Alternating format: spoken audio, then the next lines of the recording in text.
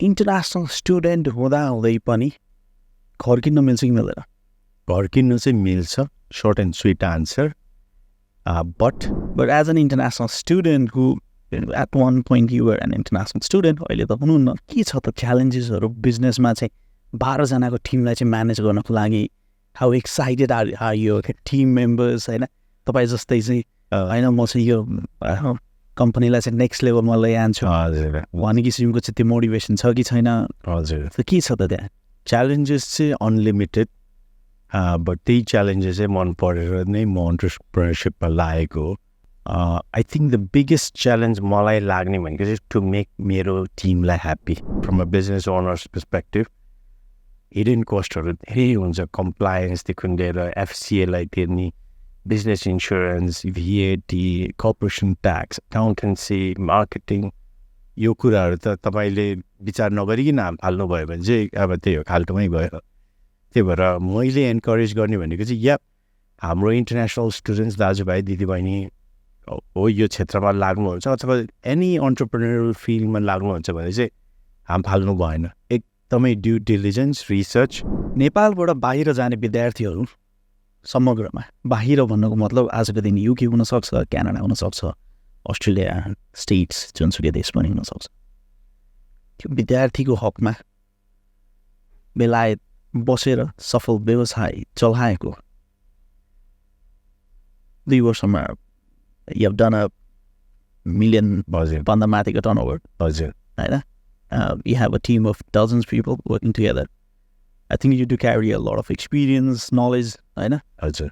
त्यसको बेसिसमा र reflecting back 2010 देखि अहिलेसम्मको सबै के भन्न चाहनुहुन्छ? What would be your message for those people who are watching for the first time?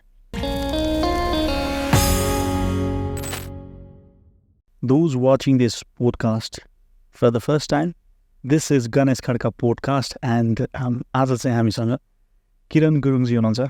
Kiran runs Watermelon Mortgage Company. He was an international student. He started UK journey as an international student. He's been working in this industry for a very long time now. He has set up his own company. There are multiple companies he owns, and there are dozens of people who work with him.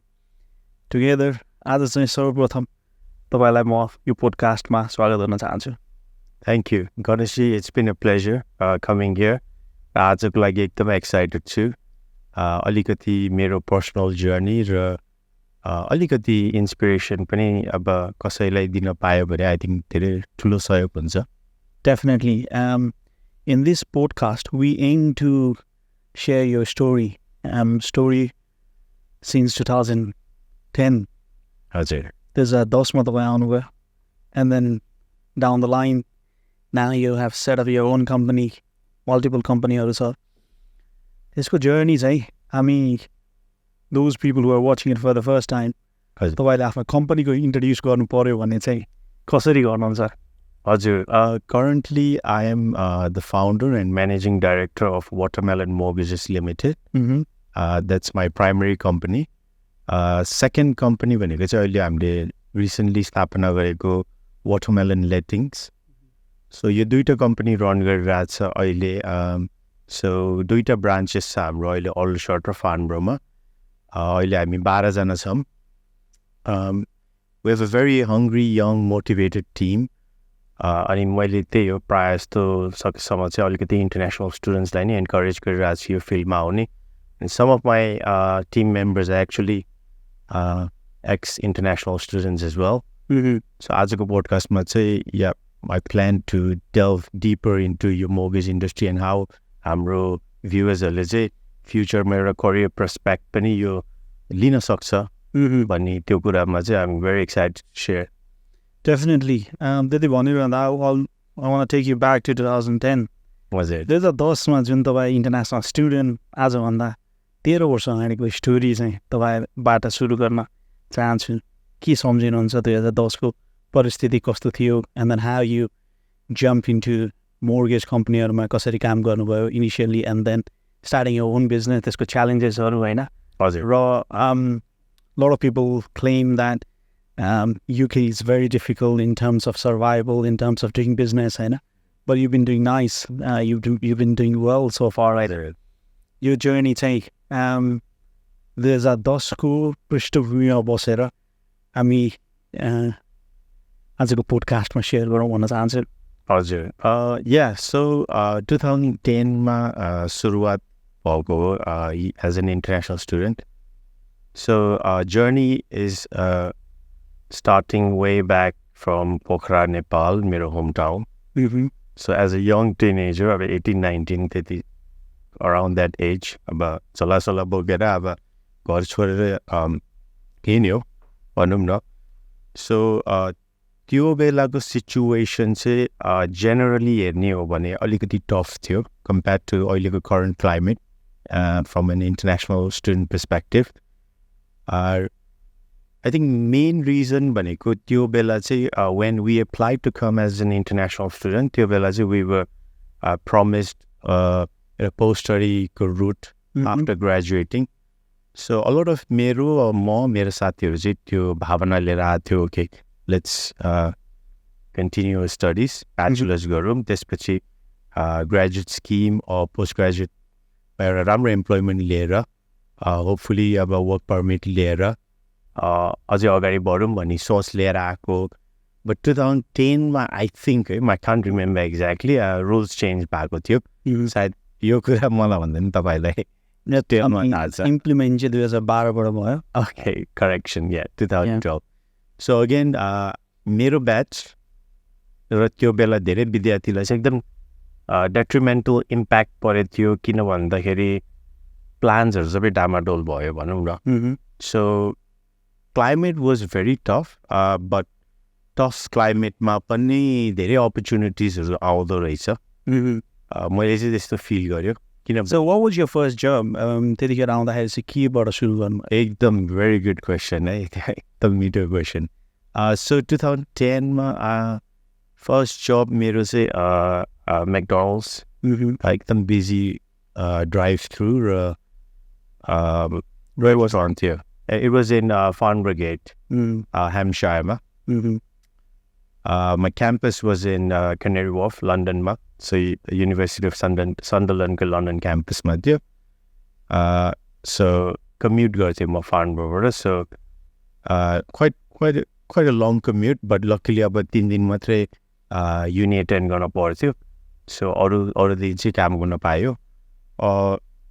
But overall, I think a lot of people, international students, I think prior hospitality but नै सुरु गर्नुहुन्छ।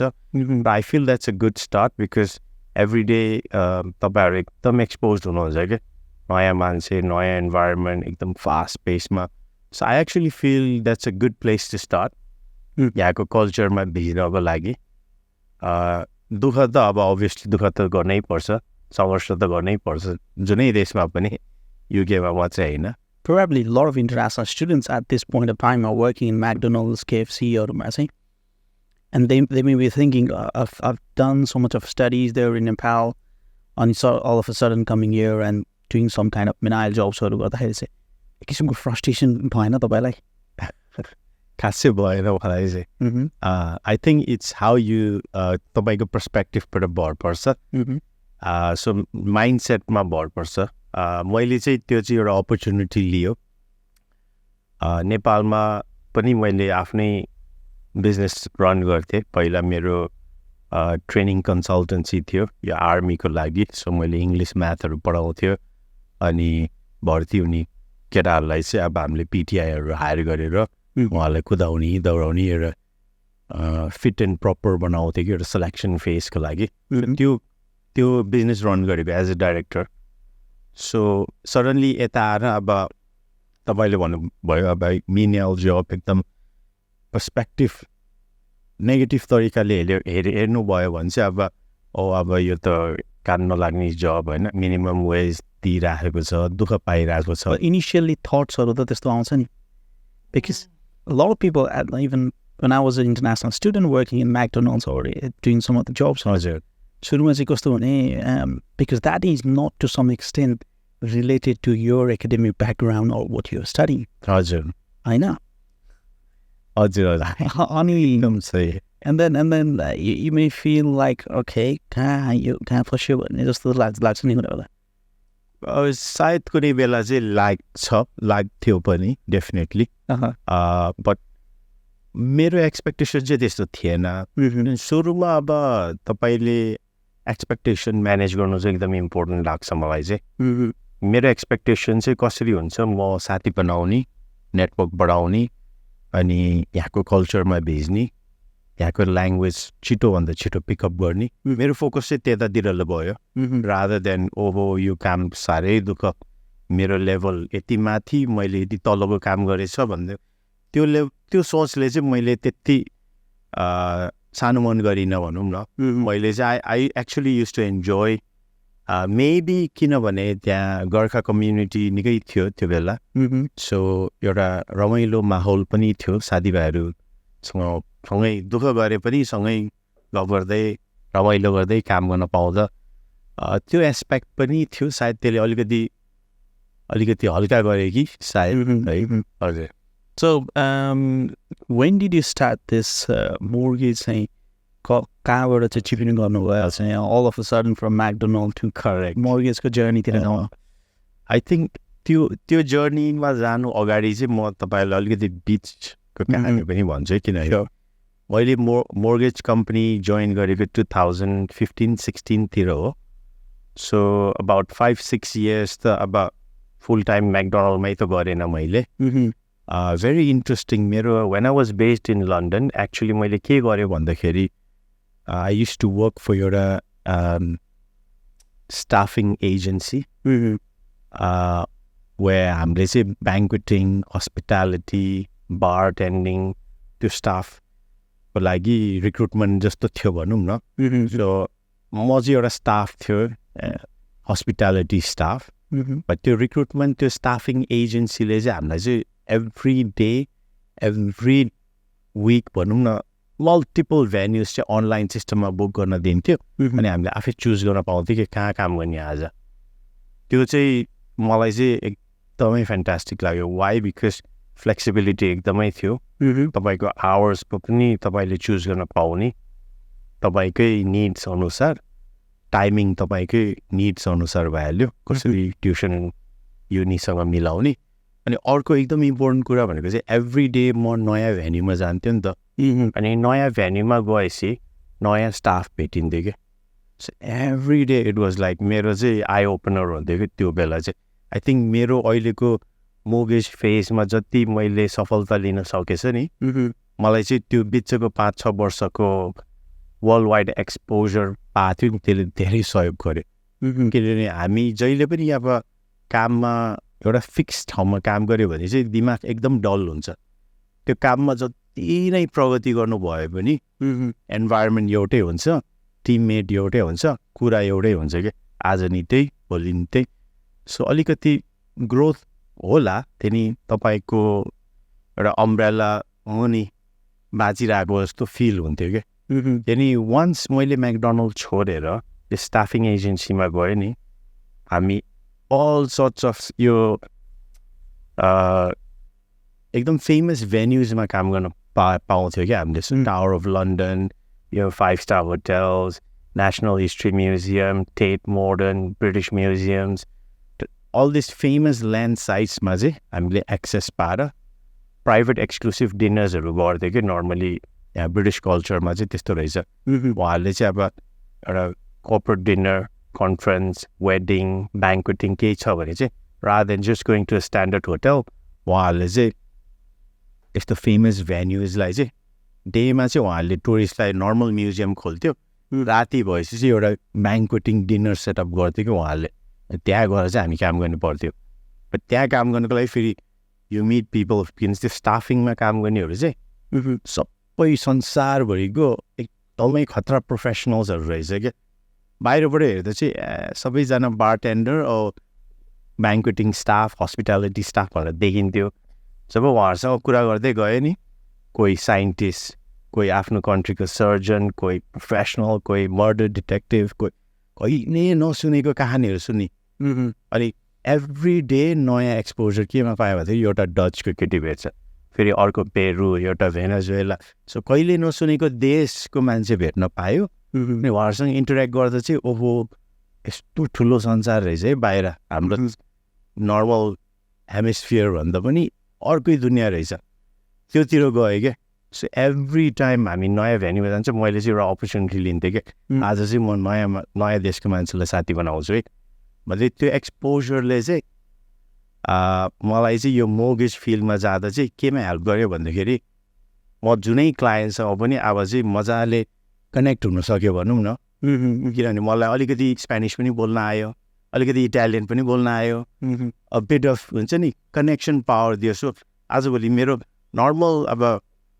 Nepali client मात्रै हुँदैन majority त हामी Gorkha community Nepali क्लायन्टलाई हामीले सेवा दिइरहेको छौँ बट कति ब्रिटिस क्लायन्ट्सहरू अरू देशबाट आउँछ नि त क्लायन्टहरू अनि त्यो मल्टिलिङ्गुअल ल्याङ्ग्वेजदेखि लिएर उहाँहरूको कल्चर बुझेको छ मैले अनि त्यो सानसानो कुराहरूले चाहिँ एकदम फरक पार्दो रहेछ that makes a big difference between becoming एउटा गुड ब्रोकर र एकदम ग्रेट ब्रोकर भनौँ न त्यो कनेक्सन पावर चाहिँ चाहिन्छ कि मान्छे तान्नको लागि चाहिँ त्यो चाहिँ हजुर बिचको जर्नी ओके सो तपाईँले त्यसरी मल्टिपल पिपलसँगको इन्टरेक्सनलाई गिभ यु मल्टिपल पर्सपेक्टिभ अनि त्यो अन्डरस्ट्यान्डिङ तपाईँसँग भएको हुनाले चाहिँ you feel that something it is helping right now होइन हजुर एकदम हजुर गोइङ ब्याक टु तपाईँको क्वेसन है कसरी अब मोर्गेज क्षेत्रमा कसरी लाग्यो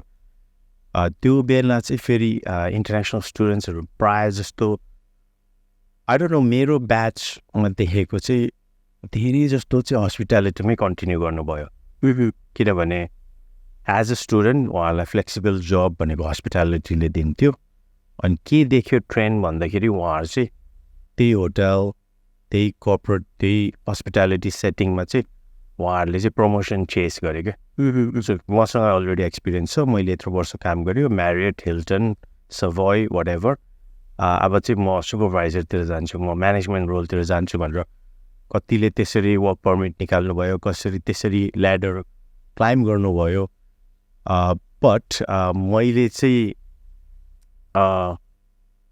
त्यो रुट लागेन त्यो रुटतिर गएन म किनभने आफ्नो प्यासन चाहिँ फलो गर्नुपर्छ भन्ने मलाई लाग्छ सो त्यो म सानैबाट फेरि म एकदम म्याथमा राम्रो थियो सो मेरो पहिल्यैबाट अलिकति अन्टरप्रेन्योरियल भिजन थियो भनौँ न having run a couple of companies back in Nepal so त्यो रिजनले चाहिँ मैले चाहिँ अलिकति म फाइनेन्सतिर नै लाग्छु I want to get into a job वे मैले चाहिँ जति क्लायन्ट ल्याउन सक्छ मलाई त्यति नै कमिसन आओस् मेरो स्यालेरीमा चाहिँ एउटा लिमिटेसन नहोस् त्यो प्रकारले सोच्न थाल्यो अनि मैले अलिकति रिसर्च पनि गरेँ त्यो बेला 2015को बेला अब मोर्गेज भनेको के हो धेरैलाई थाहा पनि थिएन किनभने एभ्री वान त्यो बेला वाज इन सर्भाइभल मोड कसरी हुन्छ तलब आउँछ भाडा तिर्ने कसरी हुन्छ ट्रान्सपोर्टेसन र खानाको लागि पैसा छुटाउने भने त्यो मेन्टालिटी थियो नि त सो मैले चाहिँ के गरेँ भन्दाखेरि अब अलिकति मलाई चाहिँ अब चाहिँ एउटा स्यालेरीमा चाहिँ म बाँच्नु छैन बाई हुक बाई क्रुक मलाई चाहिँ एउटा स्ट्रक्चरमा जानु छ जहाँ चाहिँ मैले जति मेरो काम अनुसार मैले जति हार्डवर्क र क्लायन्ट तान्न सक्छु त्यति नै मलाई चाहिँ रिनोभरेसन हुनुपर्छ मलाई चाहिँ अनि त्योतिर लाएर मैले प्रपर्टीतिर लायो सो प्रपर्टी भनेको अब सुरुमा त्यो बेला हाम्रो दिमागमा के आउँथ्यो प्रपर्टी भन्ने बित्तिकै real estate agent real estate एजेन्टहरूमा गएर सोध्यो के छ काम कस्तो हुन्छ स्ट्रक्चर के छ आफ्नै रिसर्च पनि गरेँ त्यो गर्दा गर्दा कति एस्टेट एजेन्ट्सहरूसँग सोद्धा चाहिँ मोर्गेज ब्रोकरेजको कुरा आयो के हो त मोर्गेज ब्रोकरेज कसरी कमिसनहरू पाउँछ के गर्नुपर्छ त्यो स्ट्रक्चरल प्रोसेस बुझ्दा चाहिँ मलाई एकदम इन्ट्रेस्टिङ लाग्यो यो फिल्डमा चाहिँ अनि मैले फेरि वान फाइन डे एकदम लक्कीली म फ्रिमली हाई स्ट्रिटमा एक दिन हिँडिरहेको थिएँ क्या अनि त्यो फ्रिमली हाई स्ट्रिटमा चाहिँ एकदमै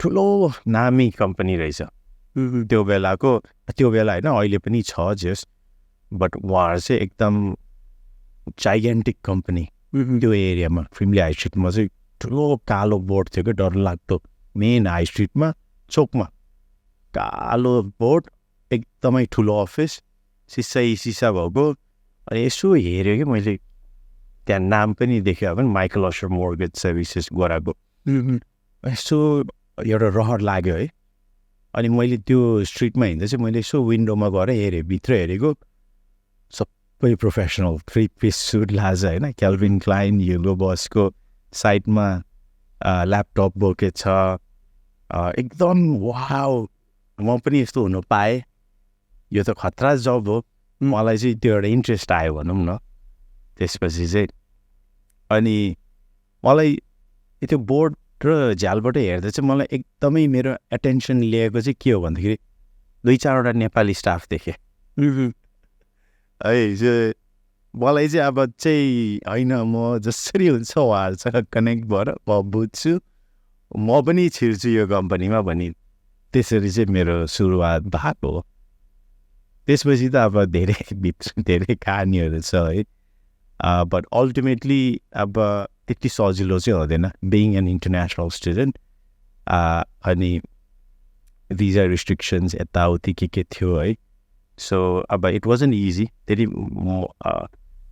हाउ इट स्टार्टेड इज मैले चाहिँ अब जसलाई भेटेको थियो मैले त्यो कम्पनीको बारे रिसर्च गरेर चाहिँ मैले इभेन्ट एउटा ठुलो गोर्खा कप अनि फन फेयर जस्तो हुन्छ नि त नेपालीहरूको टेन्ट राख्दा चाहिँ मैले डाइरेक्टली गएर टिमसँग चाहिँ इन्ट्रोडक्सन गऱ्यो अनि म फलाना भनेर हामीले अलिकति एक्सचेन्ज गऱ्यो नम्बर्सहरू उहाँको टिम मेम्बर्सहरूसँग अनि पछि चाहिँ मैले उहाँको कम्पनी डाइरेक्टरको चाहिँ इमेल पाएँ त्यसपछि मैले सिभी पठाएँ त्यसमा पनि अब 3-4 चोटि चाहिँ रिजेक्सन चाहिँ पाएँ भनौँ न सो जति सिभी पठाए पनि आइदर नो रेस्पोन्स ओर अफिसमा जाँदा उहाँलाई नभेट्ने अथवा रिसेप्सनले नै त्यो फर्स्ट लाइन अफ कन्ट्याक्टमै मैले अलिकति ब्लक खायो भनौँ न त्यो मेन डाइरेक्टरसँग भेट्न चाहिँ एकदम मुस्किल पऱ्यो कि मलाई सो त्यसपछि चाहिँ अब मैले उहाँलाई धेरै पछि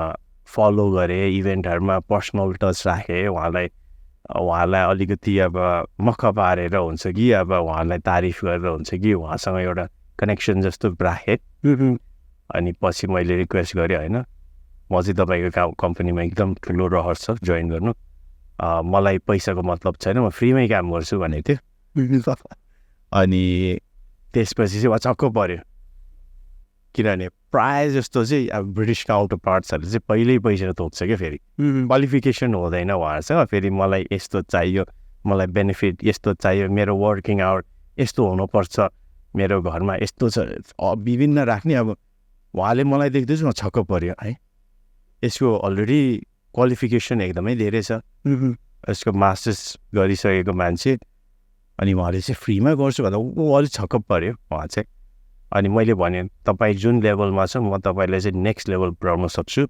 बिकज तपाईँले ठुलो गोर्खेली कम्युनिटीलाई चाहिँ ट्याप इन गर्नु भएको छैन ठुलो मार्केट छ मोर्गेजेसको मार्केट फर्स्टमा लेट्स फोकस अन एडुकेटिङ हाम्रो कम्युनिटी एडुकेसन पाएपछि चाहिँ सबै तपाईँकोमा म ल्याइदिन्छु भनेर मैले उसलाई एउटा लोभ देखायो भनौँ न अनि त्यसपछि उसको आँखामा पनि तारा झिल्क्यो है अनि त्यसपछि 5 मिनट 10 मिनट कुरा भएपछि वेलकम टु द टिम ल मन्डे सुरु गरौँ भन्छ है सो त्यसरी जर्नी सुरु भएको मेरो चाहिँ How you work there?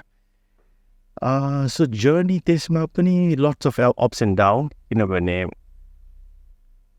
Mentor थिएन जे सिक्न पर्ने आफै टक्का खाएर नै सिक्न पर्ने त्यस्तो सिचुएसन थियो बिकज एकदमै ब्रिटिस इन्भाइरोमेन्ट थियो सो त्यता चाहिँ अब अलिकति तपाईँलाई पर्सनली एउटा नयाँ मान्छे आएर उहाँलाई पर्सनली गाइडेन्स दिएर यस्तो गर्नुपर्छ त्यस्तो चाहिँ थिएन सो ओभरअल चाहिँ मैले 5 to 6 years जति गरेँ 1-2 वर्ष मैले एडमिन गरेँ त्यसपछि मैले इमिडिएटली एक्जाम्सहरू गर्न थालेँ ब्रोकर लाइसेन्स पायो 4 years जति मैले एडभाइजर पनि गरेँ अनि त्यसपछि चाहिँ आई फेल्ट एउटा the time was right When was that?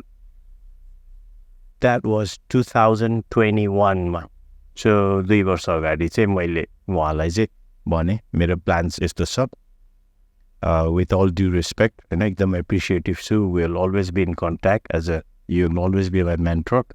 Thank you very much. भनेर एउटा एकदम फ्रेन्डली जेन्टलम्यान्स एग्रिमेन्टमा चाहिँ हामी म्युचुअल कन्सेन्ट लिएर चाहिँ म निस्केँ. अनि त्यसपछि मैले वाटरमेलन मोर्गेजेस चाहिँ स्थापना गरेको. ठ्याक्क डेट चाहिँ एक्चुअली जुलाईको 2 तारिक 2021. एक्चुअली 2 वर्ष प्लस मात्रै भएको छ, धेरै भएको छैन अहिले खोलेको चाहिँ watermelon. So what made you think that I shouldn't be doing this job and then I should start my own business? भने चाहिँ कहिले 2021 मा त भयो होइन, त्यो त तपाईँको स्टार्टिङ पोइन्ट भयो जुलाई 2 चाहिँ होइन. But prior to that the thoughtsहरू त धेरै नै करेक्ट होइन. Absolutely right. तपाईँ पार्नु भयो.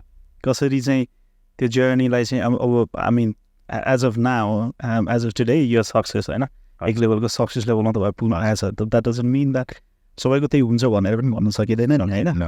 तर तपाईँको प्रोजेक्सन अनि के कुराहरू चाहिँ you think where are the इन्डिकेटर्सहरू जसले गर्दाखेरि चाहिँ ओके म जसरी भए पनि त्यो लेभलसम्म चाहिँ गर्न सक्छु, मैले आफै पनि चलाउन सक्छु, टिम बिल्डअप गरेर चलाउन सक्छु र सक्सेस इभेन्चुली हुन्छु भन्ने फिलिङ चाहिँ हजुर कहिलेबाट? Thank you for the question. यो चाहिँ एकदम इम्पोर्टेन्ट क्वेसन हो. किन समुद्रमा त्यति हात हालेर नि हुँदैन क्या. Years and years of research चाहिँ थियो. सो एक्चुली मैले 2 वर्ष अगाडिबाट चाहिँ प्लान गरिसकेको थियो भनौँ न. रिजन किन भन्दाखेरि एक्चुली एउटा चाहिँ म सानैबाट अलि अन्टरप्रेन्योरियलै थियो. But second one of the major factors चाहिँ मलाई के लाग्यो भन्दाखेरि मेरो पुरानो कम्पनीमा चाहिँ again with all due respect मैले उहाँहरूलाई कहिले पनि मैले नराम्रो भन्दिनँ र still we on very good terms मेरो प्रिभियस एम्प्लोयरसँग. बट मैले अलिकति ल्याकिङ देखेको भनेको चाहिँ सायद उहाँहरूको कम्युनिटी इन्भल्भमेन्टमा चाहिँ अलिक ल्याकिङ थियो. सो हामी के हुन्थ्यो भन्दाखेरि युज टु अपरेट एज एउटा ट्रेडिङ नाम थियो क्या हाम्रो. ट्रेडिङ नाम चाहिँ गोर्खा मोर्गेज थियो क्या. But it was run by obviously एउटा वाइट ब्रिटिस एस्टाब्लिसमेन्ट नै हो नि त एउटा पक्की.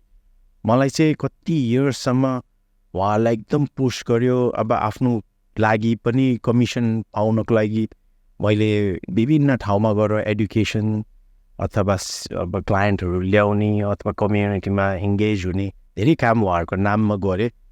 त्यहाँदेखि अलिकति इस्युज आउन थाल्यो कुन बेला भन्दाखेरि जब युथहरू अथवा नयाँ बिजनेसेसहरूले अलिकति सपोर्ट माग्थ्यो क्या हामीलाई. तपाईँहरू त एकदम एस्टाब्लिस कम्पनी ओभर 30 इयर्स भइसक्यो उहाँहरूको कम्पनी रन भएको. सो सानो संस्थाहरूले बेला बेलामा आउनुहुन्थ्यो कि किरणजी होइन हामीले तपाईँलाई धेरै सहयोग गरिरहेको छ, तपाईँकैबाट हामीले घर लियो, तपाईँले नै हामीलाई पनि हेल्प गर्नुभएको छ, त्यहाँदेखि हामीलाई अलिकति सहयोग गरिदिनुहुन्छ कि होइन स्पोन्सरको रूपमा अथवा यस्तो यस्तो प्रोजेक्ट छ, तपाईँले पैसा नदिए पनि तपाईँ एटेन्डेन्स हाजिर भइदिनुहोस् अथवा सेयर गरिदिनुहोस्.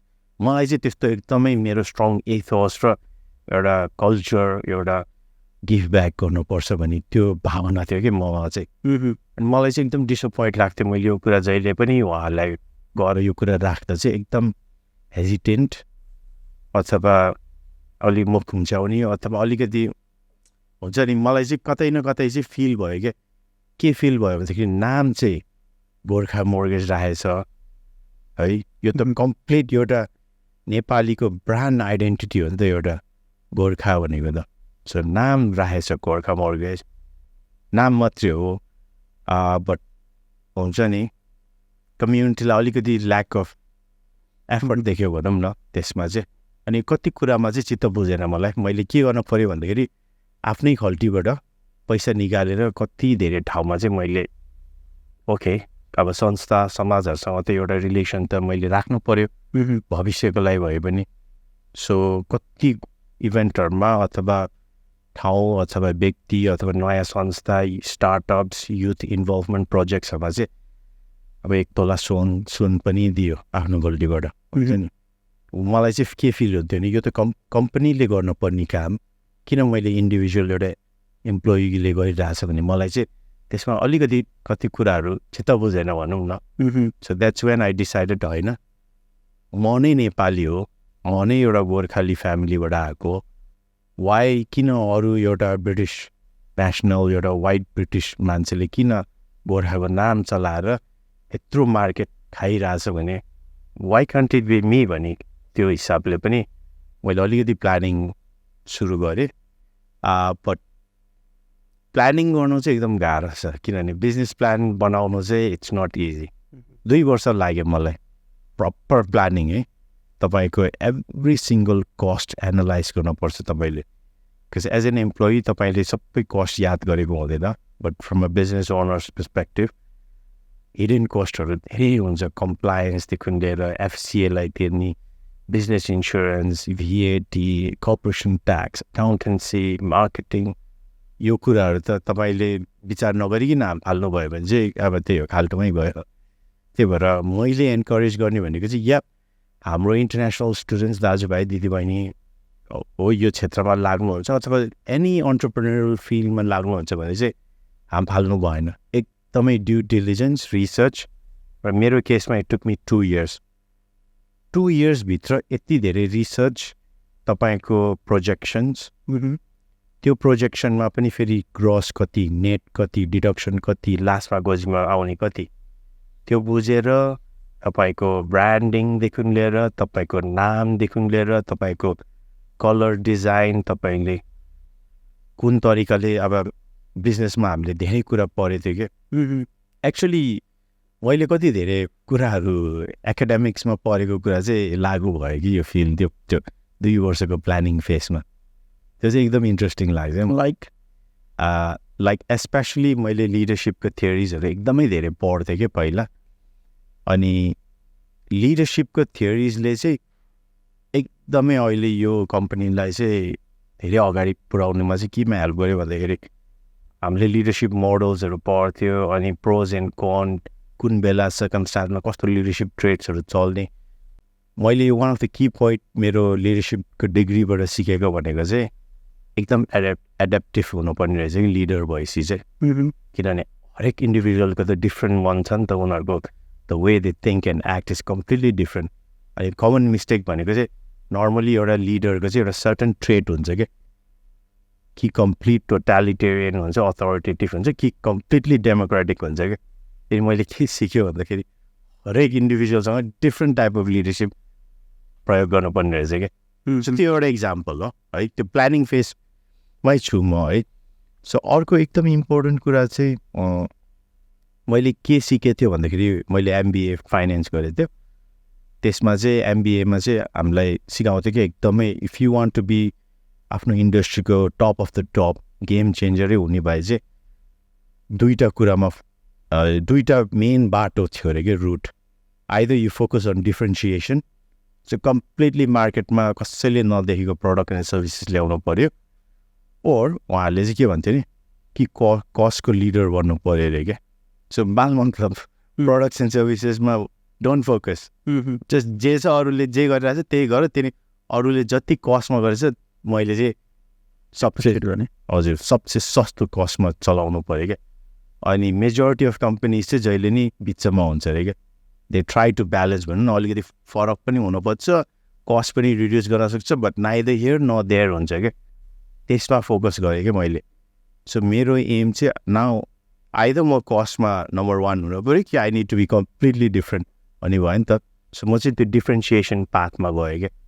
अब मैले कस्ट रिडक्सन गर्ने मसँग चान्सेस छैन, अब मैले कसरी कस्ट रिडक्स गर्ने, मैले त मेरो टिम त युकेमै छ।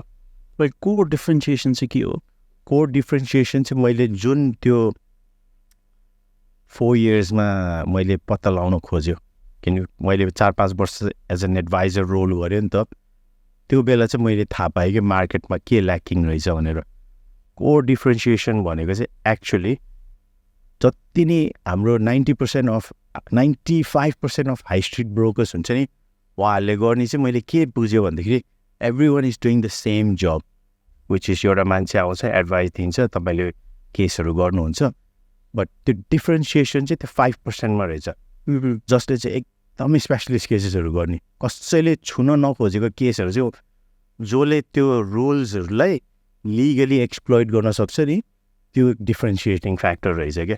मैले त्यो 4-5 वर्षमा थाहा पाएको त्यो गर्न जाने भने चाहिँ तपाईँलाई क्लायन्टहरूले इभन अप टु 5,000 जस्ट एउटा एडभाइस दिएको बापत पनि तपाईँले 5,000 चार्ज गर्दा पनि क्लायन्ट क्यु लाएर किरणजी कहिले फ्री हुनुहुन्छ अब मिटिङ गरौँ न अनि त्यसपछि मेरो आँखा खोल्यो क्या ओहो यहाँ त डिफ्रेन्सिएसन त यु फोकस अन द्याट 5% जुन चाहिँ सबैले फालेको केसेसहरू because of the complexity because उहाँहरूले एउटा टिपिकल ब्रोकरले चाहिँ एउटा लेम्यान टर्म्स एउटा न्यारो भिजनले हेर्नुहुन्छ क्या यस्तो यस्तो यस्तो भएन कि यो मिलेन भनिदिन्छ क्या द्याट्स वेयर त्यो 5% डिफ्रेन्सिएसन आउँछ क्या त्यो एकदम खतरा त नभनौँ those non mainstream cases लिने ब्रोकरहरू चाहिँ एकदमै कम देखेँ मैले मार्केटमा so I was trying to be one of them भनौँ न त्यो हिसाबले चाहिँ अहिले चाहिँ हाम्रो प्रडक्ट्स एन्ड सर्भिसेस चाहिँ यप हामी जेनरल पब्लिकलाई सेवा दिन्छौँ first buyer home movers buy to lets typical केसेसहरू हो बट त्यो बाहेक हामीलाई सेट अपार्ट गर्ने भनेको चाहिँ त्यो we do the cases just अरू ब्रोकरले गर्नै खोज्दैन so as of now by doing so अलिकति डिफ्रेन्सिएसन अलिकति चाहिँ जेनरल सर्भिसेसहरू पनि गर्दाखेरि चाहिँ कतिजना क्लाइन्ट चाहिँ तपाईँले सर्भ गरिसक्नु भएको छ डिरेक्टली एज अ ब्रोकर भन्नुभयो ओभरअल एज अ वाटरमेलनको मात्रै भन्नुभयो एज अ वाटरमेलन कम्पनी वाटरमेलनको मात्रै close to 2,000 in 2 years. So just we're one of the highest sales network. So every company is operated within a network that is run and regulated by the FCA. So our network it's called open work. So open work network bitra watermelon just to company is almost like even UK body. Everyone is directly under a network. The network we're one of the highest revenue ल्याउने कम्पनीमा पर्छ अनि हामीले regularly उहाँहरू पनि छक्क पर्नुहुन्छ गोराहरू चाहिँ कसरी how you guys first year second इयरमा मात्रै छ कसरी यस्तो भोल्युम गर्नुभयो भनेर अलिकति छक्कै पर्नुहुन्छ गोराहरू पनि बट त्यही हो डिफ्रेन्सिएसन बिकज वान्स हामीले त्यो कसैले त्यो गाह्रो त्यो एकदम कम्प्लेक्स केसेस चाहिँ हामीले लिगली एक्सप्लोइट गर्न सक्छौँ भने हामीले मार्केट त्यति गर्न पर्दैन बिकज उहाँहरूको वर्ड अफ माउथ चाहिँ एकदम स्ट्रङ हुन्छ रिफरल चाहिँ एकदम स्ट्रङ हुन्छ ओके भने म चाहिँ केही अहिलेको ओभरअल मोर्गेजको सिनारियो हजुर मार्केटको scenario overall probably a lot of people are in a state of dilemma where mortgage rates have excess, mortgage rate have gone up, होइन त्यस्तो केसेसमा चाहिँ तपाईँको सजेसन अहिलेको सिनारियोको बारेमा ब्रिफली के भनिदिनुहोस् न हजुर ओभरअल आई थिङ्क अहिलेको करेन्ट क्लाइमेटमा चाहिँ डाइलेमा तपाईँले भने जस्तै धेरै व्यक्तिमा छ होल्ड गरौँ कि अहिले पर्चेस गरौँ कि भन्नेहरू छ के अरे there is no one straight answer किनभने हरेक इन्डिभिजुअल डिफ्रेन्ट टाइप्स अफ बायर्सलाई चाहिँ डिफ्रेन्ट एडभाइस दिनुपर्छ कि मैले एउटा generic yes is the best time or no it's not the best time भन्ने आन्सर मैले दिन सक्दैन बट डिप्लोमेटिक आन्सर हजुर डिप्लोमेटिक त भयो but I will still answer your question so don't worry मैले चाहिँ अहिले चाहिँ मेरो क्लाइन्ट हाम्रो क्लाइन्टहरूलाई एडभाइस दिने भनेको चाहिँ we are looking to push र एडभाइस एस्पेसली फर्स्ट टाइम बायर्सलाई चाहिँ प्लिज अहिले नै इन्भेस्ट गर्नुहोस् डु नट होल्ड भन्छौँ हामीले चाहिँ एडभाइस चाहिँ बिकज ओभरअल अहिले जति इन्ट्रेस्ट रेट बढे पनि हामीले एउटा एभरेज मार्केट हेऱ्यो भने तपाईँको एभरेज प्रपर्टी प्राइस युकेमा एनिवेयर बिट्विन 250 to 60 को रेन्जमा छ नट लन्डन अभियसली एभरेज युकेभरि एभरेज मान्छेले फर्स्टमा डिपोजिट हाल्ने भनेको फर्स्ट टाइम बायरले 10-15% हो क्या so which is 25,000 to 40,000 pound भनौँ न without using any schemes obviously अरू स्किम्सहरू पनि छ विच म एकछिनमा कभर गर्छु बट नर्मल मान्छेले 10-15% हाल्नुहुन्छ अनि उहाँहरूको मोर्गेज एमाउन्ट भनेको एनिवेयर बिट्विन 200,000 to 210,000-215,000 हुन्छ क्या सो त्यो इक्जाम्पलमा हेर्ने हो भने प्रिभियस इयर्स र अहिलेको इन्ट्रेस्ट रेट को difference in terms of monthly prepayment पाउन्डको हिसाबमा कन्भर्ट गऱ्यो भने चाहिँ एभरेजमा it's anywhere between 400 to 500 pound चाहिँ बढेको छ यो एभरेज ग्रुप अफ मान्छेको लागि. सो पहिला तपाईँले लेट्स से 800-900 तिर्नुहुन्छ भने अहिले तपाईँले 1300-1400 चाहिँ तिर्नुपर्ने हुन्छ. सो अभियसली यो त ब्याड न्युज भइहाल्यो नि त. प्यानिक हो, ओ माई गड मेरो साथीले 2 वर्ष अगाडि किन्दा 800-900 तिर्ने, अहिले मैले 1400 तिर्नु त मलाई त धेरै गाह्रो हुन्छ. त्यो प्यानिकले चाहिँ रोक्नु भएन फर्स्ट टाइम बायर्सलाई चाहिँ. हाम्रो एडभाइस चाहिँ, किनभने इन्ट्रेस्ट रेट भनेको त फिक्स फर लाइफ होइन नि त, यो त टेम्पोररी प्रडक्ट हो. सो तपाईँको इन्ट्रेस्ट रेट भनेको मिनिमम 2 इयर्सको लागि फिक्स्ड हुन्छ. तपाईँले math just if you do it simple calculation 24 महिनामा तपाईँले एडिसनल 400-500 पाउन्ड तिरिरहेछ भने एभरेजमा 10-11-12 हजार चाहिँ तपाईँ वर्स अफ भयो भनौँ न तपाईँको साथीहरूभन्दा जसले 2 वर्ष अगाडि घर किन्नु भएको थियो. बट हामीले ओभरअल फेरि हाउस प्राइसेसमा ट्रेन्ड हेरिरहेछ, एकदम क्लोजली मोनिटर गरिरहेछ हामीले. एभरेजकै कुरा गरौँ 250 को प्राइसमा 250K को घर लिने मान्छेले 2 वर्ष अगाडि अहिले 220-210 सम्म पाइरहेछ. So already big chunk. किन अहिले बायर्स मार्केट छ, धेरै बायर्सहरू प्यानिक भएर होल्ड गरिरहेछ, सेलर्सहरू आत्तिरहेछ. ओ माई गड मैले त सोचेको भन्दा प्राइस त पाएन. प्यानिक हुन्छ, प्यानिक भएपछि के गर्छ, प्राइस घटाइदिन्छ उनीहरूले. सो त्यो प्राइस घटाउनेमा चाहिँ झन् अझै नेगोसिएट गरेर हामीले चाहिँ फेरि अलिकति ट्रिक्स एन्ड टिप्सहरू दिन्छ हाम्रो क्लाइन्टहरूलाई चाहिँ कसरी नेगोसिएट गर्ने, के गुड पोइन्ट्सहरू सेल गर्नुपर्छ एस्टेट एजेन्टलाई, के भन्नुपर्छ. First time buyers will always get the priority, किन उहाँहरूको अनवर्ड सेल हुँदैन या पैसा अनवर्ड घरबाट इक्विटी निकाल्न पर्ने नै हुँदैन. सबको ready deposit, straight forward process. अनि सेलरको पर्सपेक्टिभबाट हेर्दा चाहिँ वाउ मलाई आज 5वटा भ्युजहरू आएको थियो भने I want to sell to that first time buyer, बरु म 5-10 हजार घटाएर उहाँलाई दिन्छु, but I want a guaranteed sale, छिटो सेल, ह्यासल फ्री सेल भन्ने हुन्छ क्या पर्सपेक्टिभ सेलरको. यो कुराहरू मिलाएर भनेर जाने भने ठाउँको ठाउँमा एकैछिनमा 5-10 हजार चाहिँ घटाइदिन्छ क्या on top of the discounted price है. सो 240-250 को प्राइस डिस्काउन्टेड गरेर 220 मा पुगे पनि हामीले अझै स्ट्रङ पोइन्ट सेल गर्न सक्यो भने त्यसमा पनि एडिसनल 5 grand घटाइदिन्छ. It makes sense for the sellers. Exactly हो त्यो रिजनले गर्दा चाहिँ हो अब फर्स्ट टाइम बायर्सले ओभरअल 2 वर्षमा 10-12 हजार बढी तिर्न परिरहेछ. We understand that. But bigger पिक्चरमा हेर्नु भयो भने चाहिँ उहाँहरूले चाहिँ I think they getting a better deal because property prices are quite low अहिले चाहिँ.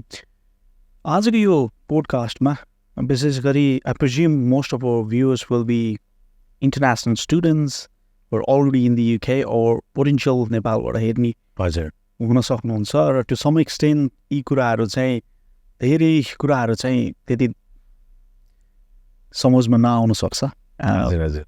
यतिखेर एउटा छोटो प्रश्न के राख्न चाहन्छु भने इन्टरनेसनल स्टुडेन्ट हुँदाहुँदै पनि घर किन्न मिल्छ कि मिल्दैन? घर किन्नु चाहिँ मिल्छ, short and sweet answer. But criteria चाहिँ अलिक स्ट्रिक्ट छ. रिजन किन भन्दाखेरि क्राइटेरिया केमा स्ट्रिक्ट छ भन्दाखेरि मिनिमम लेन्डरले चाहिने भनेको 25% डिपोजिट माग्छन्. त्यो नै स्टम्बलिङ ब्लक भइहाल्यो. बिकज स्टुडेन्ट्सको लागि त डिपोजिट जम्मा गर्नु भनेको त एकदम गाह्रो कुरा हो नि त. Let's say someone has money in Nepal and they got that money here.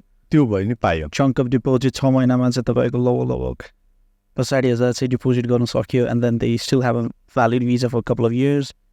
अहिले चाहिँ पायो. What about their income? Normally कसरी इन्कम एसेस गरिन्छ भन्दाखेरि अब स्टुडेन्ट भिजामा काम गर्नेहरूको नर्मली अलाउन्स चाहिँ 20 आवर्सको हुन्छ. सो हामीले त्यो 20 आवर्सको मात्रै लिन पाइयो.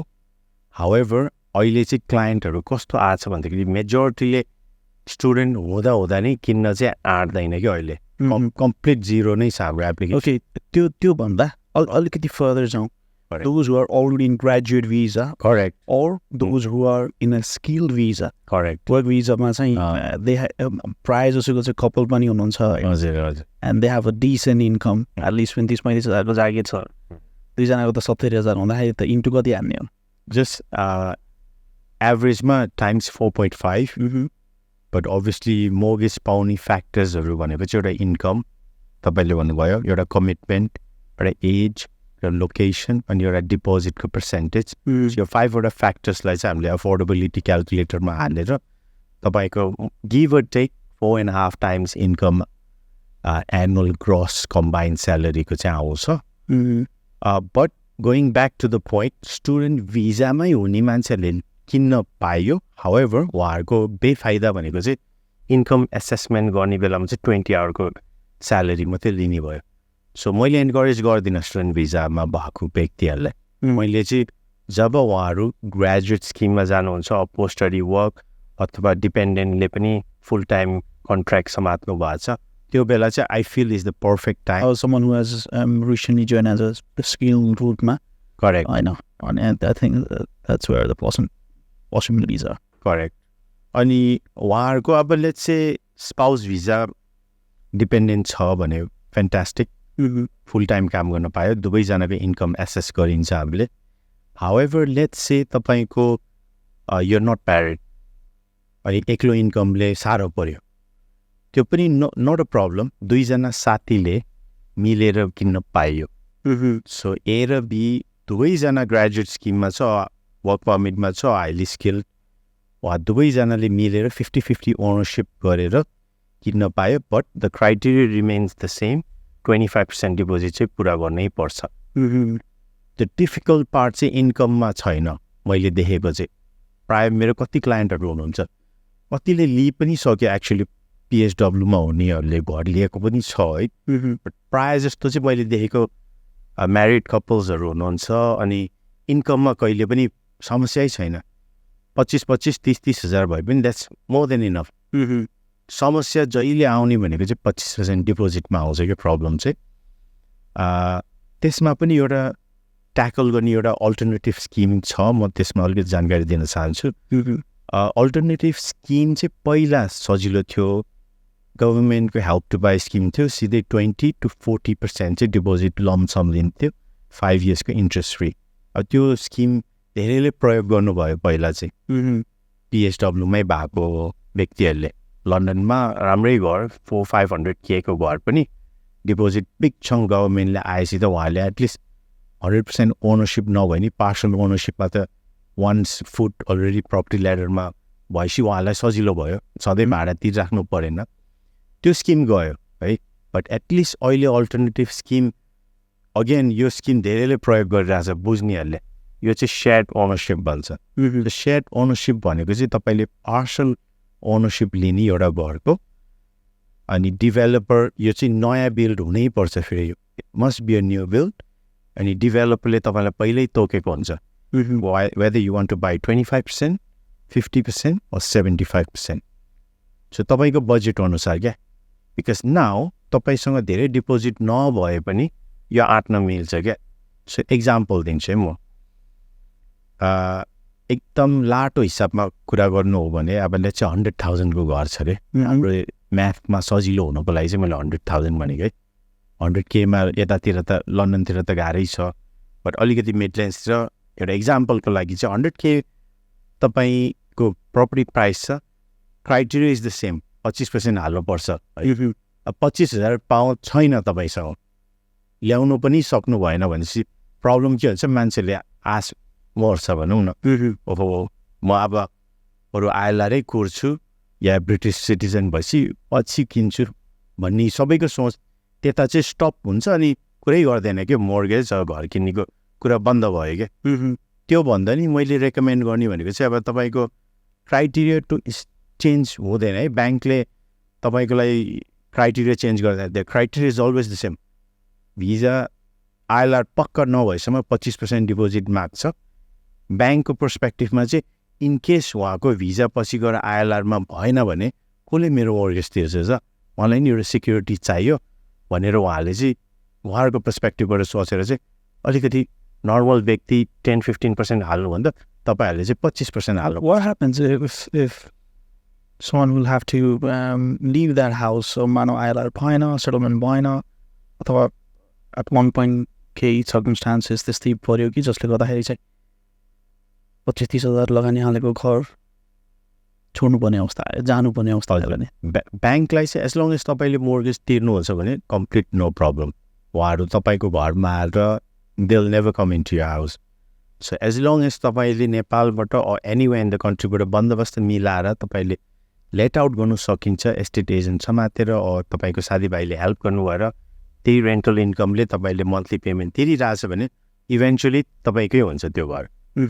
सो वाट इफ त्यो घर चाहिँ बेच्नु पऱ्यो भने बेच्न पऱ्यो भने चाहिँ त्यो लिगल स्ट्याटसहरू चाहिँ म्याटर गर्दैन.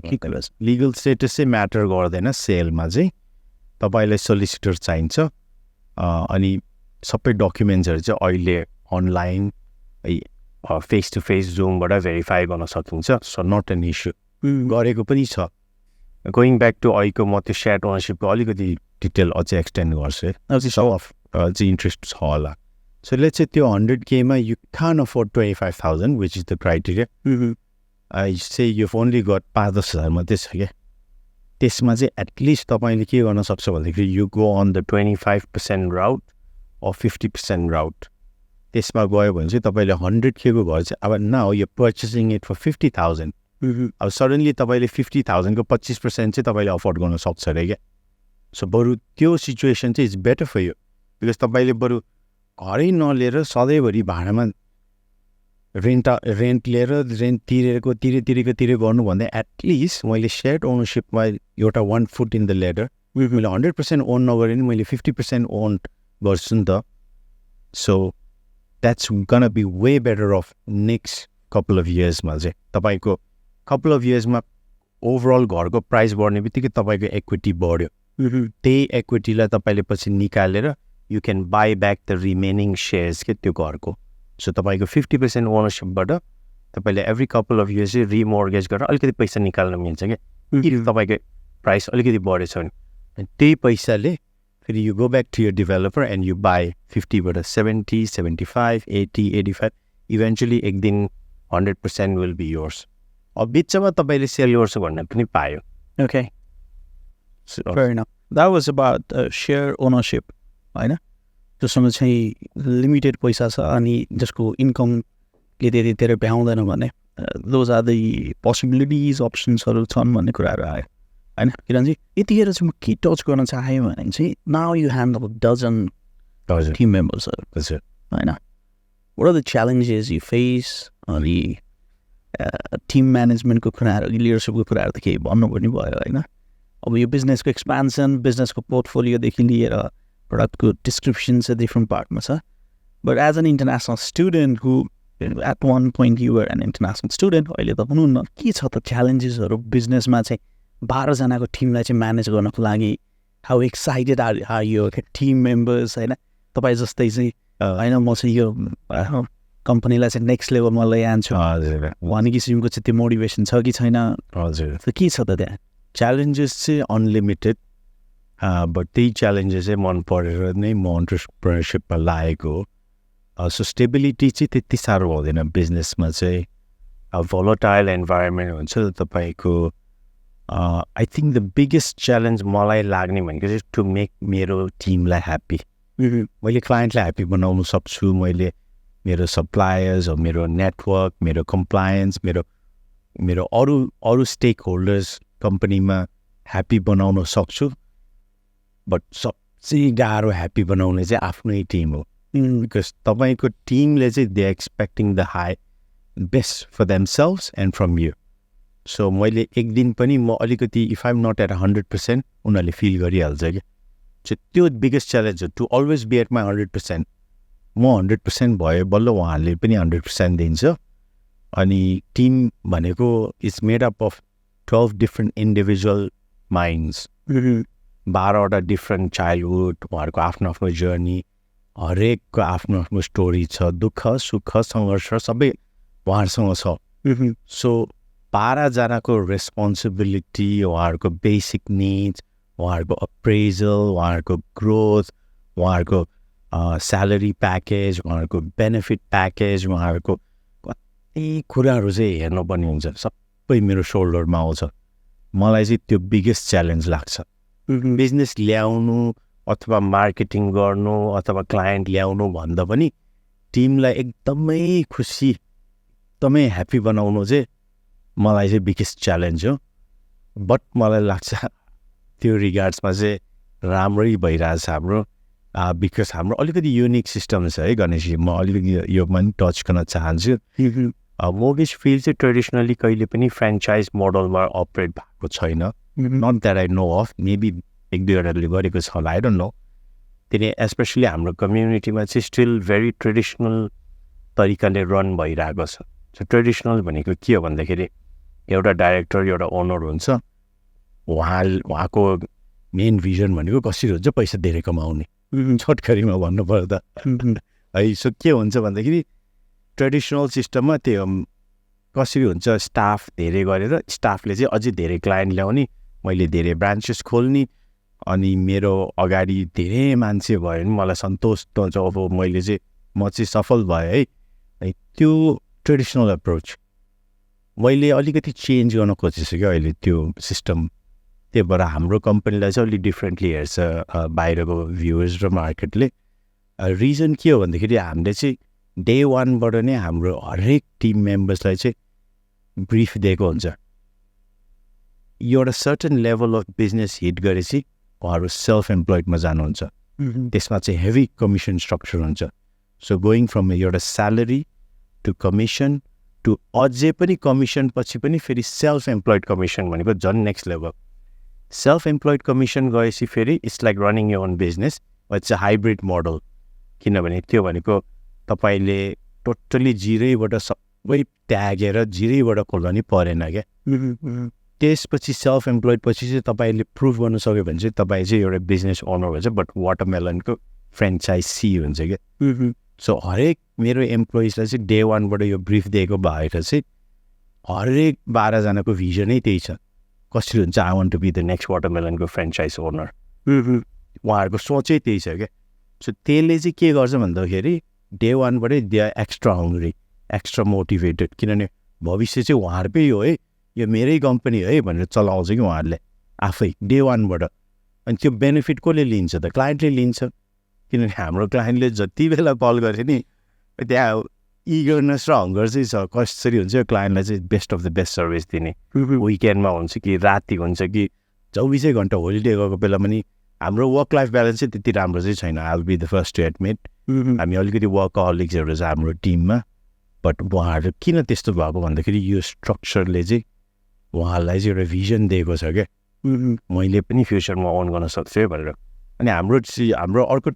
डिफ्रेन्सिएसन पार्ट चाहिँ केमा छ भन्दाखेरि हामीले चारै दिशातिर वाटरमेलन होइन जता पनि ब्रान्च खोल्ने त्यो प्लानमा छैन हाम्रो प्लान भनेको चाहिँ कसरी हुन्छ अब कस्ट रिडक्सनतिर पनि छ सो हाम्रो प्लान भनेको जहिले नै एम्पावर गर्ने हो हाम्रो टिमलाई ओपन बुक नलेज त्यो मैले भने जस्तो एउटा कम्पिटेन्ट लेभल एउटा आफ्नै फ्रेन्चाइज खोल्न सक्ने कम्पिटेन्सी लेभलमा राखेर उहाँहरूले चाहिँ पछि आफ्नै रन गर्छ कि होम घरबाट सो नो ब्रान्चेस नो तपाईँको high street offices no cost no overheads everyone will be running their own business from their home यो चाहिँ नयाँ छ क्या यो कस्ट रिडक्सनले नै मैले क्लायन्टहरूलाई झन् सस्तो चार्ज गर्न पाएँ नि त ओके त्यति भनिरहँदा एउटा कुरा चाहिँ के सोध्नु मन लाग्यो भने तपाईँको स्टाफ मेम्बर टिम मेम्बरहरू कोही एक्सेप्सनली राम्रो होला कोही अलिकति पछाडि परिरहेको होइन हजुर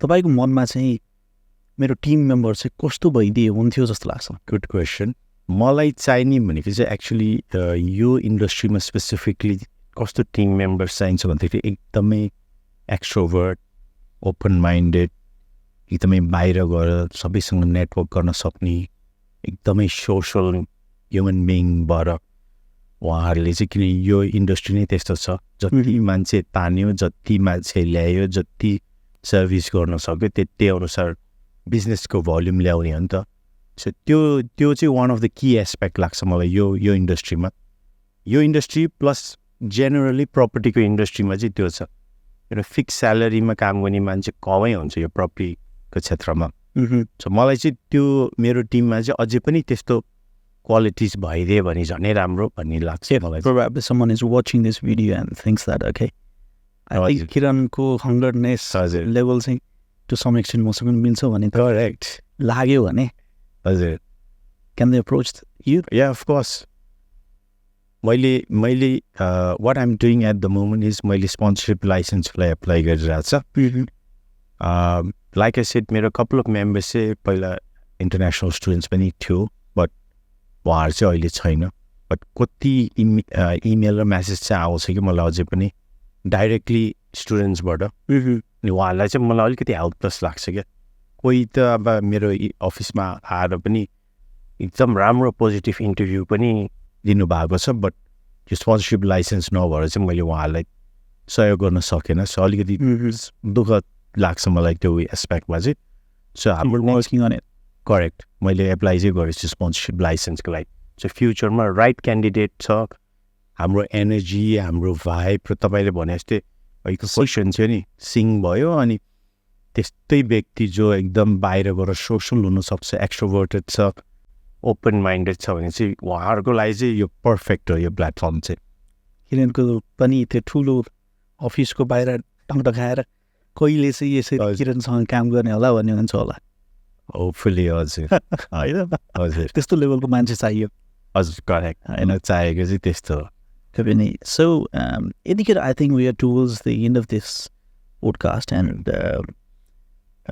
to some extent we talk a little bit about अहिलेको इन्ट्रेस्टको कुराहरू मर्गेज लिने नलिने कुराहरूदेखि लिएर अप्सन्स एभाइलेबिलिटिज होइन के कस्तो छ भन्ने कुराहरू टच गऱ्यौँ anything that in particular you one discuss which I haven't figured out अहिलेसम्म मैले नसोधेको केही छ त्यस्तो आई मिन हुन त धेरै कुराहरू होला धेरै इन पर्टिकुलर यो कुरा चाहिँ पोडकास्टमा भन्न पायो भने चाहिँ त्यो इन्फर्मेसन चाहिँ अरूलाई हेल्पफुल हुन्थ्यो भन्ने त्यस्तो केही छ तपाईँको आई थिङ्क मैले जस्तो सानो मेसेज चाहिँ के भन्न चाहन्छु भने जुनै फिल्डमा पनि सक्सेस गर्नको लागि चाहिँ एस्पेसली इन्टरनेसनल स्टुडेन्ट्सको लागि चाहिँ बिकज इन्टरनेसनल स्टुडेन्ट हुने बित्तिकै तपाईँसँग एउटा ठुलो ड्रब्याक भइहाल्छ एउटा डिसेबिलिटी जस्तो भइहाल्यो अटोमेटिकली एम्प्लोयरले देख्ने बित्तिकै yep you have all the right qualities त्यहाँदेखि I have to go through a lot of hassle paper work हुन्छ नि मुख खुम्चाइहाल्छ कि त्यो तपाईँलाई पनि थाहा छ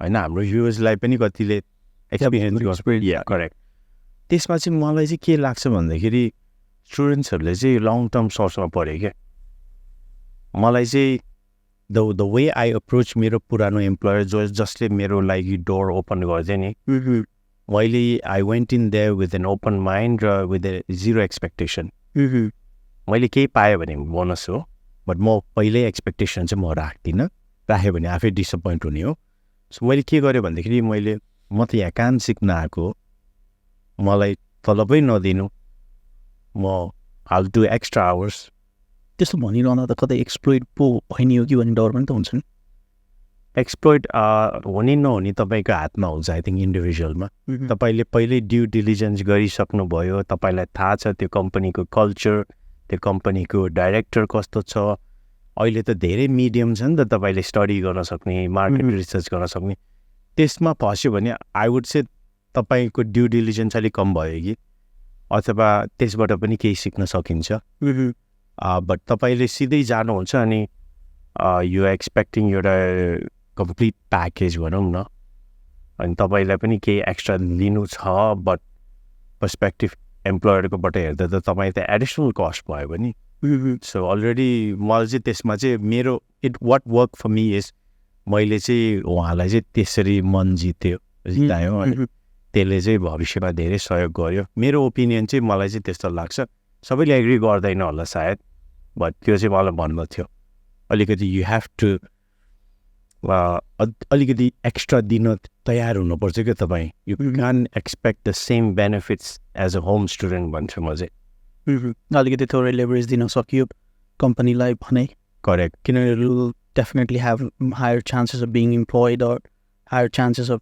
being in business for a very long time correct अनि कति च्यालेन्जेसहरूले डेफिनेटली मलाई आर्ग्यु पनि गर्छ होला होइन you need to know your value आफ्नो वर्थ थाहा हुनुपर्छ लड्नुपर्छ भन्छ नि मैले रिबटल चाहिँ के गर्छु भन्दाखेरि तपाईँको भ्याल्यु तपाईँको वर्थ छ नि वन्स तपाईँको कम्पिटेन्सी भएपछि कसैले खसेर लान सक्दैन क्या देन तपाईँको कामै छैन सुरुमा, you are not at the competent level, तपाईँले सिधै तपाईँको भ्याल्यु मेरो डिमान्ड चाहिँ यस्तो हो, मेरो भ्याल्यु यस्तो हो, म योभन्दा कम्तीमा चाहिँ कामै गर्दिनँ भन्न चाहिँ अलिक मिल्दैन। पछि तपाईँको कम्पिटेन्सी कसैले कसेर लान मिल्दैन। त्यो कम्पिटेन्सी अर्न गर्नु पऱ्यो नि त, कसैले दिने होइन नि त कम्पिटेन्सी। मेरो भनाइ चाहिँ त्यो हो। Right, before rapping up last question चाहिँ के सोध्न चाहन्छु भने धेरै दुविधाहरू हुन्छ हजुर देशबाट बाहिर निस्किने बेलामा चाहिँ। नेपालबाट मान्छे गाउँबाट काठमाडौँ जानको लागि पनि धेरै कुराहरू सोच्नुपर्ने हुन्छ भने हजुर नेपालबाट बाहिर जाने विद्यार्थीहरू समग्रमा, बाहिर भन्नुको मतलब आजको दिन युके हुनसक्छ, क्यानाडा हुनसक्छ, अस्ट्रेलिया, स्टेट्स, जुनसुकै देश पनि हुनसक्छ, त्यो विद्यार्थीको हकमा बेलायत बसेर सफल व्यवसाय चलाएको 2 वर्षमा you have done a million भन्दा माथिको टर्नओभर हजुर होइन, you have a team of dozens of people working together. I think you do carry a lot of experience, knowledge, होइन, हजुर त्यसको बेसिसमा र रिफ्लेक्टिङ ब्याक 2010 देखि अहिलेसम्मको सबै के भन्न चाहनुहुन्छ? What would be your message for those people who are watching for the first time? म के भन्न चाहन्छु भने आई थिङ्क बाहिर गएर अब्रोड स्टडिज अनि फर्दर स्टडिज एउटा कन्टिन्युएसन गर्नु नराम्रो म भन्दिनँ। आफ्नो आफ्नो विचार हुन्छ तपाईँ सबैजनाको होइन। कसैले चाहिँ अब म डिग्री हासिल गरेर म फेरि म नेपालमै गएर म केही गर्छु भन्ने हुन्छ, कतिले होइन म विदेश गएपछि म त्यहीँ मेरो स्तन बनाउँछु, मेरो एम्पायर ठुलाउँछु, म त्यहीँ गएर म ठुलो मान्छे हुन्छु भन्ने पनि हुन्छ। त्यो पर्सनल कुरा हो। बट ओभरअल चाहिँ हामीले जहिले नि पर्सपेक्टिभ चाहिँ पोजिटिभ तरिकाले हेर्नुपर्छ। सुरुमै एक्सपेक्टेसन धेरै राख्नु मिल्दैन। म सङ्घर्ष गर्नै पर्छ भनेर त्यो चाहिँ तपाईँले त्यो त 100% हो। तपाईँ नेपालमै बसे पनि सङ्घर्ष भनेको त पार्ट अफ लाइफ हो। विदेशमा गएपछि त झन् एडिसनल रेस्पोन्सिबिलिटिजदेखि लिएर हार्डसिप सबै कुरा आउँछ।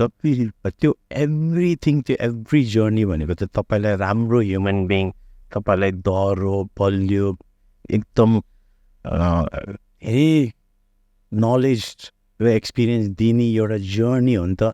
सो तपाईँले चाहिँ मलाई लाग्छ त्यो जर्नीलाई फोकस गर्नुपर्छ रादर देन सिधै एन्ड गोलमा मलाई चाहिँ कागज बनाउनु छ अथवा मलाई यति लाख कमाएर फर्किनु छ, त्यो त्यसमा फोकस नगर्नु। तपाईँ युके अथवा क्यानाडा, युएस, अब्रोड जानुहुन्छ भने तपाईँको माइन्डसेट चाहिँ चेन्ज गराउनुपर्छ। मलाई चाहिँ त्यस्तो लाग्छ। म यो जर्नीमा लागेपछि चाहिँ मेरो लागि पोजिटिभ एउटा लर्निङ फेज हो। म सङ्घर्ष गर्न पर्छ भनेर त्यो चाहिँ राख्नुपर्छ तपाईँले चाहिँ। म चाहिँ त्यो भन्न चाहन्छु। Definitely. Thank you, Kiranji, for such a lovely comment. Probably those who are watching for the first time. Kiranjiको बारेमा मैले धेरै कुराहरू भनि पनि सकेँ. I think this program, Ganesh Khadka podcast, is brought to you by Uni Ladder Consultancy, जसले चाहिँ एक्सक्लुजिभली युकेको युनिभर्सिटीहरूमा नेपालबाट स्टुडेन्टहरू रिक्रुट गर्ने काम गर्छ. We, as a Uni Ladder Consultancy, we're based in Kathmandu and in London. यदि तपाईँ कुनै पनि बेलायतको युनिभर्सिटीमा पढ्न चाहनुहुन्छ भने you can get in touch with us. We're based in Hathisar and in London.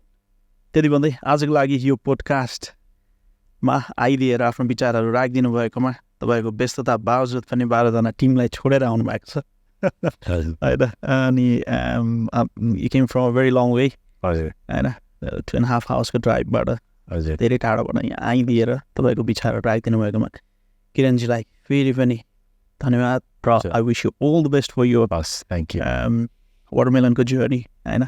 समस्त गोर्खा मात्र नभएर नेपाली डायस्पोरा मात्रै नभएर अरू कम्युनिटी माझमा पनि तपाईँको जुन एउटा काम गर्ने एथिक्स छ, जुन एउटा डिटर्मिनेसन छ, जुन एउटा हङ्गरनेस छ, क्लाइन्ट बेस रहेर केही कुराहरू चाहिँ ट्रेडिसनली गर्न नसकेको कामहरू अहिले नयाँ वेबाट चाहिँ त्यसलाई वे आउट दिएर चाहिँ क्लाइन्ट सेटिस्फ्याक्सनमा लागिरहनु भएको छ. त्यसले सफलता पाओस् भन्दै आजको पोडकास्टबाट बिदा माग्छु र आगामी दिनमा फेरि यस्तै पोडकास्ट लिएर आउनेछु.